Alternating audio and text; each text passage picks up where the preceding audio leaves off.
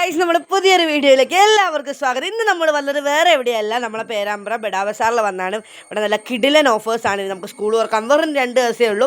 അല്ലാതെ നമ്മൾ ചെറിയൊരു സ്കൂൾ ഷോപ്പിങ്ങിന് വേണ്ടി വന്നതാണ്. അധിക സാധനമൊന്നും വാങ്ങാനില്ല, നമുക്ക് കുറച്ച് സാധനങ്ങളൊക്കെ വാങ്ങാനുള്ളൂ.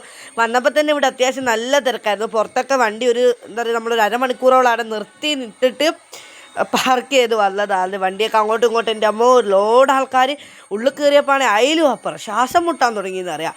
നമ്മളെ ചുറ്റിനും ആൾക്കാരാണ്. പ്രത്യേകിച്ച് ആ ബുക്കിൻ്റെ സെക്ഷനിലായിരുന്നു. ബുക്കിൻ്റെ സെക്ഷനിൽ ഈ ബാഗിൻ്റെ സെക്ഷനിലോട്ട് വന്നപ്പോൾ പിന്നെ ആൾ ലേശം കുറവുണ്ട്. ഓഫേഴ്സൊക്കെ നല്ല കിടിലനുണ്ട്. അതുപോലെ തന്നെ നല്ല പിൻട്രസ്റ്റ് ക്യൂട്ട് ബാഗുകളൊക്കെ നല്ല കിടിലനുണ്ട്.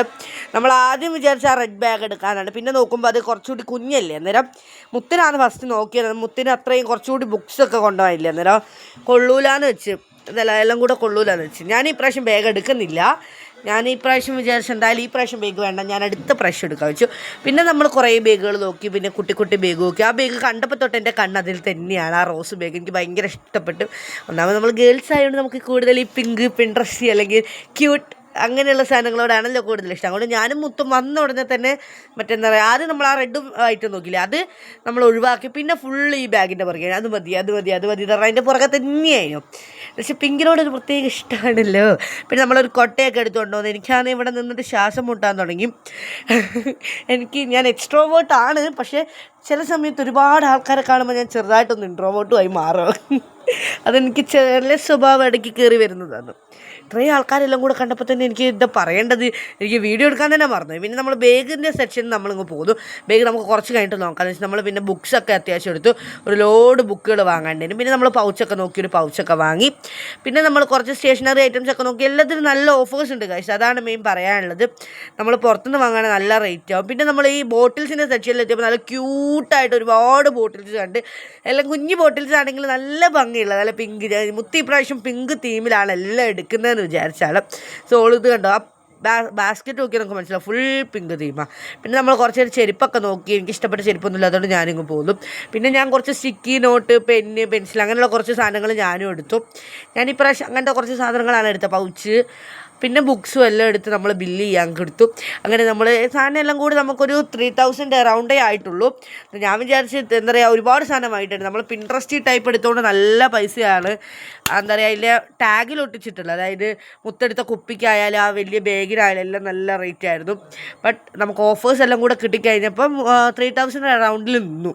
ഞാൻ 5000 മുകളിൽ പോകുന്നു. എൻ്റെ മുഖം കണ്ട് നിങ്ങൾക്ക് മനസ്സിലാവും ഇവിടുത്തെ എന്താ പറയുക തിക്ക് ഒരു റഷ് കാരണമുള്ളത്. എന്താ വെച്ചാൽ ഇത്രയും ആൾക്കാരെല്ലാം കൂടെ തിങ്ങി നിറഞ്ഞ് നിൽക്കുമ്പോൾ ശ്വാസം മുട്ടിയാണ്. എൻ്റെ മുഖമെല്ലാം കൂടെ വേർത്തൊലിച്ച് ഇവിടെ നിന്ന് ഇറങ്ങിയപ്പോൾ എനിക്കൊരു സമാധാനം കിട്ടിയത്. ഇനി സ്കൂൾ തുറക്കാൻ വെറും 2 ദിവസമേ. ഈ ലാസ്റ്റ് മിനിറ്റ് അടക്കം ഇത്ര ആളാണെങ്കിൽ അത്ര ഓഫറാണ് ഇവിടെ അല്ല. പേരാമ്പ്ര അല്ലെങ്കിൽ കാലിക്കറ്റ് ഉള്ളവരാണെങ്കിൽ ഇവിടെ ബെഡാ ബസാറിലൊന്ന് വന്ന് നോക്കുക കേട്ടോ. ഞങ്ങൾ 2 കൈ നിറച്ച് സാധനങ്ങൾ വാങ്ങി. നല്ല വെയിറ്റ് ഉണ്ട്. പിന്നെ വണ്ടി ഇപ്പോൾ ഒരു എന്താ പറയുക ഒരു 10 മിനിറ്റിൻ്റെ കഷ്ടപ്പാടിന് ശേഷമാണ് അതിൻ്റെ ഉള്ളിൽ ഇറക്കി കൊണ്ടുപോകുന്നത്. വണ്ടിയെല്ലാം കൂടെ ബ്ലോക്കായി കിടക്കുകയായിരുന്നു.